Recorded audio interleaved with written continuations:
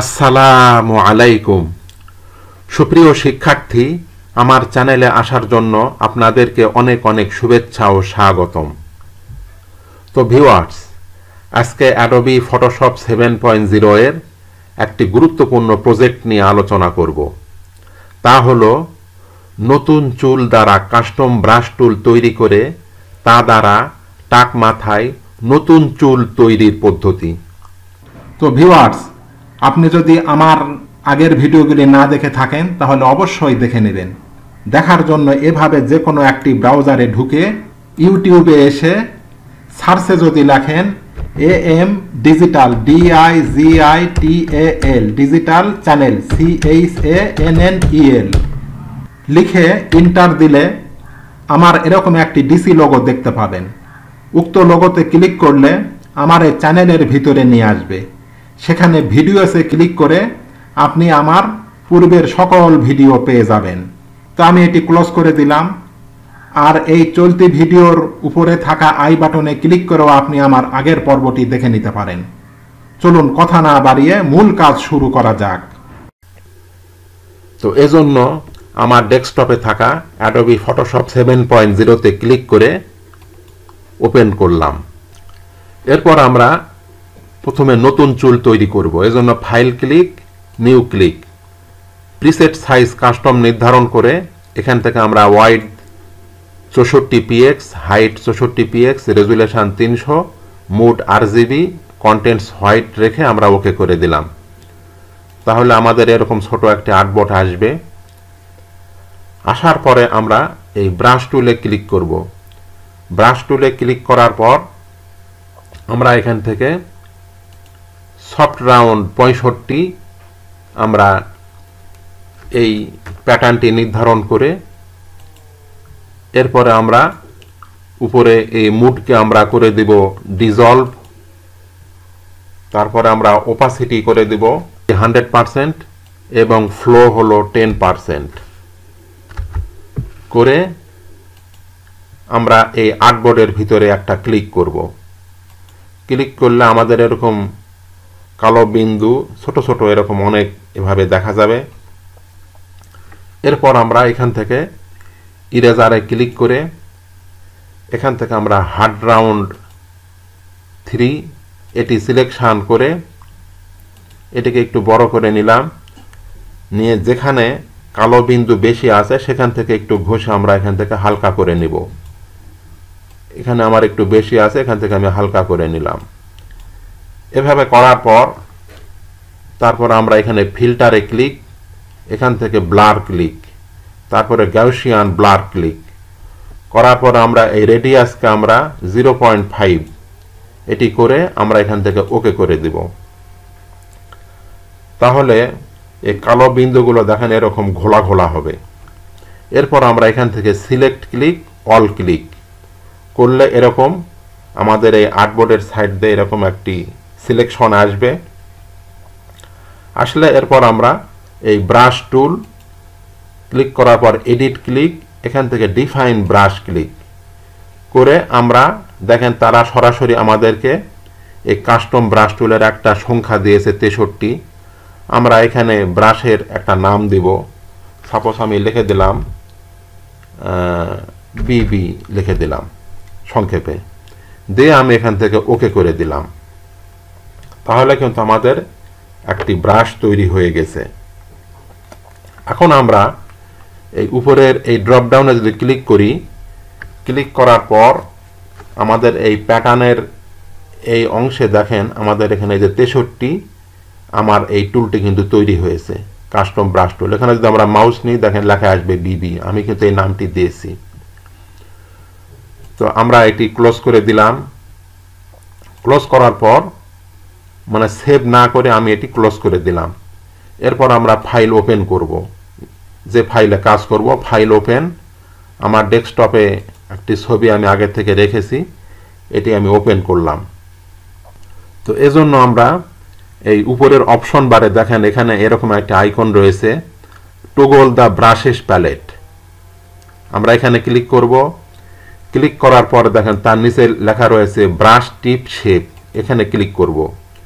এখানে ক্লিক করার পর আমরা নিচের দিকে আসলে এই যে 63 বিবি আমরা এটি সিলেকশন করে আমরা স্পেসিংকে আমরা এখান থেকে 1 করে দেব 1%।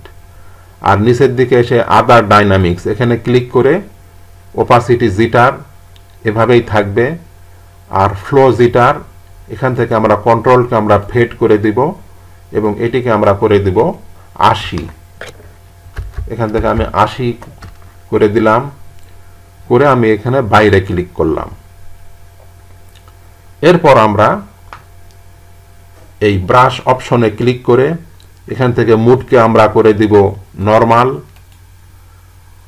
ওপাসিটি আমরা করে দিব 70%, ওপাসিটি 70% করে, আর ফ্লোকে আমরা 100% করে দিব। এখন আমরা এখানে এই চুলগুলি তৈরি করব। সেজন্য আমরা এই ব্রাশ টুল সিলেক্ট অবস্থায় উপরের ফোরগ্রাউন্ডে কালো এবং নিচে আমরা সাদা রাখব। এই ফোরগ্রাউন্ডে ক্লিক করে এখান থেকে আমরা রেড গ্রিন ব্লু, রেডকে করে দেব আমরা 60, আর গ্রিন করব এখানে আমরা 52, আর ব্লুকে আমরা করব হলো 47 করে আমরা ওকে করে দিলাম। তাহলে আমাদের কালারটি এভাবে হবে, চুলের কালারে হবে। এরপর আমরা এই লোকের মাথায় এখানে আমরা কার্সরটাকে একটু ছোট করে নিলাম, 25 করে নিলাম, করে এখন আমরা এখানে ক্লিক করব। আমরা এখানে ক্লিক করে এখন দেখেন চুলের মতন করে আমরা তৈরি করে নেব। আমি এখান থেকে ক্লিক করে তৈরি করতেছি।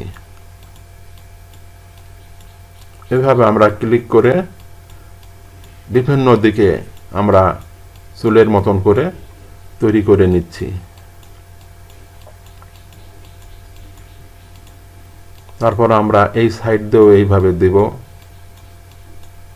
এই সাইড দিয়ে দিলাম, এই সাইড দিয়ে দেব। তারপর আমরা যে ডান পাশের এখানেও চুল নিয়ে আসব, এখান থেকে আমরা এইভাবে আমরা চুল নিয়ে আসতেছি। এভাবে আমরা চুল তৈরি করার পর তারপর এখানে পেন টুলে ক্লিক করে পেন টুল সিলেক্ট করার পর এখানে পথ সিলেকশন করে এখান থেকে আমরা পেন টুল দিয়ে এইভাবে রাউন্ড করে নেব। আমরা এখান থেকে সিলেকশন করলাম, সিলেকশন করার পর আমরা নিচের এই ব্যাকগ্রাউন্ডে ক্লিক করে আমরা এখান থেকে এই ব্যাকগ্রাউন্ড কালারটাকে এই কালারটি দিব, আমরা ওকে করে নিলাম। করার পর আমরা এখন এখানে এভাবে সিলেকশন করে কন্ট্রোল অল্টার ইন্টার দিলাম, সিলেকশন আসলে আমরা এখান থেকে ডিলিট চাপলে এটি আউট হয়ে যাবে। এরপর কন্ট্রোল ডি দিয়ে ডিসিলেক্ট করে নিলাম। এরপর আমরা ইরেজারটাকে একটু বড় করে এভাবে করে আমরা ঠিক করে নিচ্ছি। নেয়ার পর আমরা এরপর এই যে ব্লু টুল এটি দিয়ে আমরা এই সাইডগুলোকে আমরা এইভাবে ঘষে মসৃণ করে দেব। এভাবে চুলের সাইডগুলোকে আমরা মসৃণ করে দিচ্ছি। এভাবে মসৃণ করে দেওয়ার পর তারপরে এই সাইজটাকে একটু বড় করে দিলাম। দেওয়ার পর আমরা ফেসের এখানেও আমরা একটু এভাবে ঘষে মসৃণ করে নিচ্ছি। করে আমরা এখান থেকে ইমেজ অ্যাডজাস্টমেন্ট, এখান থেকে কালার ব্যালেন্স, এখান থেকে আমরা একটু হলুদ করে দিলাম, করে ওকে। তারপর এখান থেকে ইমেজ অ্যাডজাস্টমেন্ট, এখান থেকে সিলেক্টিভ কালার, এখান থেকে ব্ল্যাকটাকে একটু হালকা একটু বাড়িয়ে দিলাম, দিয়ে ওকে করে নিলাম। এরপর আমরা এখান থেকে সেভ করে দিব, file save as, save as করে ফাইলের একটা নাম দিলাম, যেমন হেয়ার,